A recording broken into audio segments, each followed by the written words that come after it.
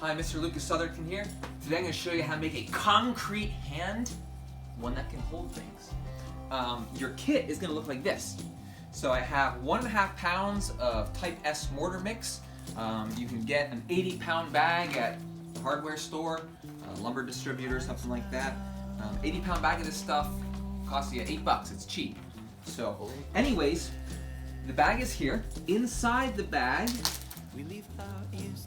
is a glove, and inside that glove are 2 other gloves. So these 2 gloves are for you. Now, mortar mix contains what's called Portland cement. It's what causes the chemical reaction that allows it to harden. It will also react with the moisture in your skin and can really dry your skin out.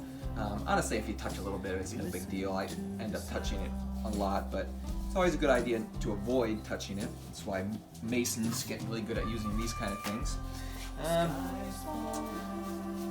The other rubber glove is what your hand is the mold to actually make the other hand. There's also instructions, and as always, make sure that you read the instructions, answer any questions, and do all that good stuff. Some other things you'll need: water, a measuring cup, that's a 1/2 cup measuring cup, maybe like a tin can, a stirring stick, something flat, and a container to mix it up in. This is just a cut up milk jug. There is sand in this. It'll scratch up whatever you mix up in it. Of course, it's messy, so avoid using things that are supposed to stay nice. As you can see, I'm out here in my garage because I'm not trying to make a big mess. Alright, so I'm going to, again, I read the instructions. This is all in the instructions, but I'm going to add my mortar mix to my container.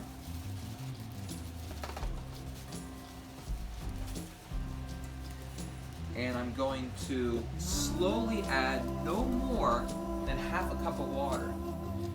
One of the most common mistakes people make when they're sort of novices mixing up mortar is they add too much water. It's going to be a lot easier to mix if you add a bunch of water, but the consistency won't be right. The chemical reaction won't occur properly. So I'm going to add just a little bit of this, maybe about half. And try to mix it up as best as I can with about half of the water. I'll keep on adding just a little bit more.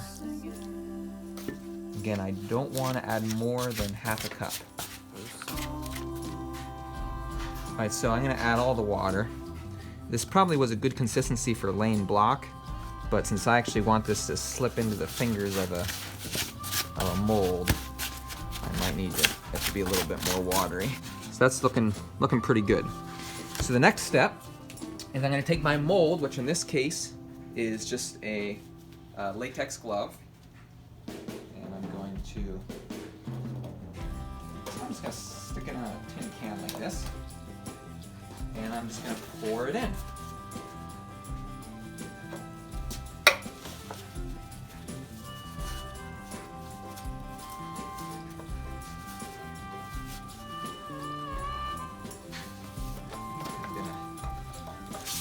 Try to pour in just a little bit and get it worked down into the fingers before I fill the rest of it.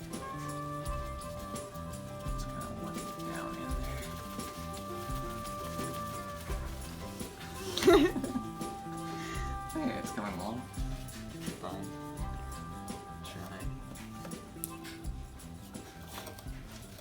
Imagine just trying to. Never mind.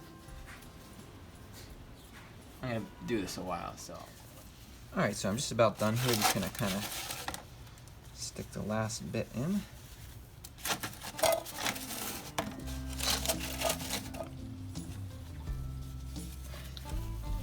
Okay, and then I'm just going to tie it like a balloon. You really don't want to have much air in, so I guess I'm going to try to sort of tie it like a balloon, but without much air in. So a common misconception that people have about mixing concrete or mortar is they talk about it as if they want it to dry. Truth is, you don't want it to dry. It's a chemical reaction that causes it to harden, and in fact, if you lose the moisture, if it does dry out, the chemical reaction won't happen all the way. So you want to keep it keep it moist as long as possible. You don't want it too wet, you don't want to mess up the consistency, but you just don't want it to dry out. The nice thing about this glove is it's not going to dry out because it's a sealed environment, so that's great. So I'm just going to make sure it's in all the fingers now. Kind of looking pretty cool. And I want my hand to be like this, like it's holding a ball. So I'm actually going to take a ball, in this case a tennis ball or something, and I'm going to flop it around the tennis ball like that, so it kind of looks like it's holding it. I actually immediately changed my mind. I want a bigger ball. As far as how much curviness you want, that's up to you. I think I like that a little bit better. And then I want it to sit flat. So I'm going to take just something flat like a block of wood and sort of set that on top, and then just let it solidify. I built with my own hands. Alright, so I took the ball out and I started taking the glove off, and let's see what the rest of it looks like. What do you think,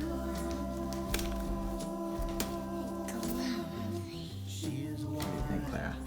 It's a concrete. Could you pick that up before she gets the Sure. So anyways, I'm pretty happy with how it turned out. Remember, concrete takes it's a hand. takes about 28 days to get full hardness, and it has to stay moist for at least 7 days in order for that to happen. So although I can take it out of the glove after a day, Like my baby, I'm my going to Lego stick it back in my bucket, There's also and my I'm going to fill this with coming water, It's a glove. and I'm going to let it submerge underwater for another 7 days. And that will help it to reach its pretty close to its hardest potential hardness, you could say.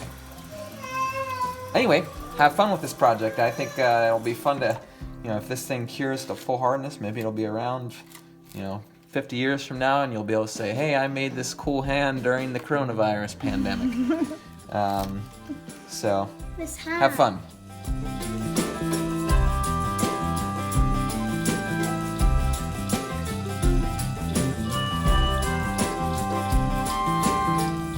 Yeah!